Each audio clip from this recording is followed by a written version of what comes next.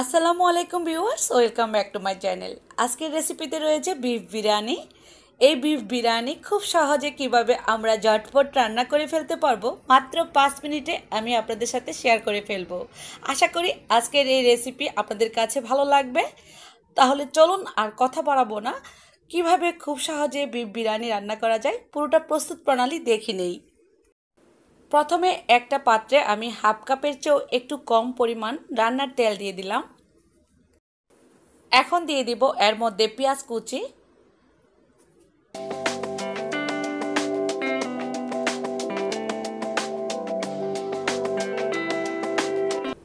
এক কাপ পরিমাণ পেঁয়াজ কুচি দিয়ে দিলাম। বিফটাকে প্রথমে রান্না করে নিতে হবে।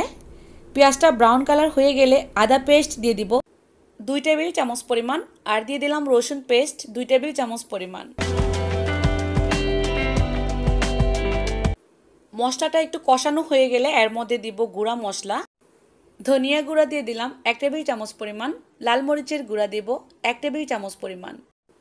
আজকের এই বিরিয়ানিটা রান্না করব আমি রেডি প্যাকেটের মশলা দিয়ে, তো 1 প্যাকেট মশলা দিয়ে দিলাম।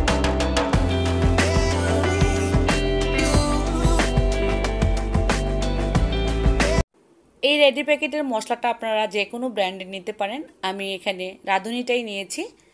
1 কাপ পরিমাণ দিয়ে দিলাম টক দই ফিটানো, আমি ফিটিয়ে নিয়েছি টক দইটাকে।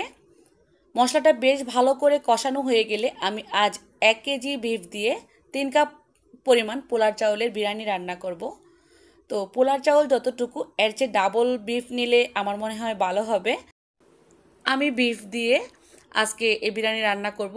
এই বিফের জায়গায় চাইলে কিন্তু মাটন চিকেন দিয়েও করা যাবে। এখন আমি এর মধ্যে কোনো পানি অ্যাড করব না, যতক্ষণ না পর্যন্ত এই মাংস থেকে পানি উঠে না আসে ততক্ষণ পর্যন্ত কষাতে থাকব। আমার এই মাংস থেকে পানি উঠে আসলে আমি কোনো পানি ইউজ করব না। পানি যদি না উঠে আসে তাহলে 1 কাপ পরিমাণ পানি দিয়ে মোট কথা মাংসটাকে সেদ্ধ করে ফেলবো 20 থেকে 25 মিনিট। এই যে দেখতেই পাচ্ছেন মাংসটা পুরোপুরি হাফ সেদ্ধ হয়ে গিয়েছে। এই পর্যায়ে আমি এর মধ্যে পোলার চাউলটা দিয়ে ফেলবো। মাংসের পিসগুলো যেহেতু ছোট ছোট সাইজ, তাহলে কিন্তু সেদ্ধ হতে সময় লাগছে না। আর যদি বড় সাইজ হয় তাহলে কিন্তু সময়টা একটু বেশিক্ষণ ধরে সেদ্ধ করে নিলেই হবে। এই পর্যায়ে আমি দিয়ে দিলাম 3 কাপ পোলার চাউল। এই চাউলটা আমি 10 মিনিট আগেই ধুয়ে রেখে দিয়েছিলাম। তো 10 মিনিট আগে যদি পোলার চাউলটা ধুয়ে রেখে দেওয়া হয় তাহলে কিন্তু বিরিয়ানিটা খুবই ঝরঝরে হবে। এখন বেশ ভালো করে আমি পোলার চাউলটা মাংসের সাথে ভাজা ভাজা করে নেব।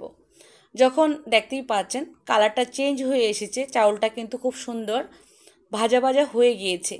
এই পর্যায়ে আমি এর মধ্যে পানি দিয়ে দিব। 3 কাপ পোলার চাউলের জন্য 6 কাপ পরিমাণ পানি দেব। অবশ্যই ডাবল পানি দিতে হবে, যতটুকু পোলার চাউল তার চেয়ে ডাবল পানি দিতে হবে। আমি 3 কাপের জন্য 6 কাপ পরিমাণ পানি দিয়ে দিলাম। তো এই 6 কাপ পানি আমি নর্মাল ঠান্ডা পানি দিয়েছি, চাইলে কিন্তু ফুটন্ত গরম পানিটাও দিতে পারেন। এখন ঢাকনা দিয়ে রান্না করব যতক্ষণ না পর্যন্ত পানিটা শুকিয়ে যায়। পানিটা শুকিয়ে গিয়েছে। এই পর্যায়ে দিয়ে দিচ্ছি 8-10টা কাঁচা মরিচ, আর দেবো কিছু আলু বোখরা কিশমিশ। এগুলা সম্পূর্ণটাই নিজের ইচ্ছে, চাইলে কিন্তু কাজু বাদাম কাঠবাদাম এসবও অ্যাড করা যাবে, যার যার রুচিসম্মত মতো দিয়ে নিলেই হবে। এখন আমি একটু দিয়ে দিব কেওড়া জল অথবা গোলাপ জল দিতে পারেন, দিলে একটু সুন্দর শাহি ফ্লেভার বের হয়ে আসবে। সবশেষে দিয়ে দিচ্ছি 2 টেবিল চামচ পরিমাণ ঘি।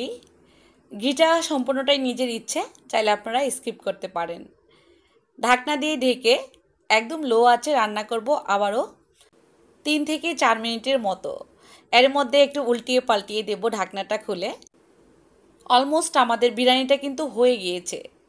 যখন আমরা পরিবেশন করব তখন কিন্তু একদম ঝরঝরে হয়ে যাবে। এখন আমি চুলাটা অফ করে দেব।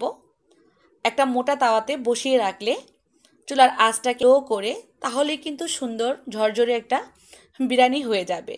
তো ভিউয়ার্স, আজকের মতো এই পর্যন্তই ছিল আমার ঝটপট বিরিয়ানি রান্না। আবারও কোনো ঝটপট রেসিপি নিয়ে হাজির হয়ে যাব। সেই পর্যন্ত সবাই ভালো থাকবেন, সুস্থ থাকবেন। আল্লাহ হাফেজ।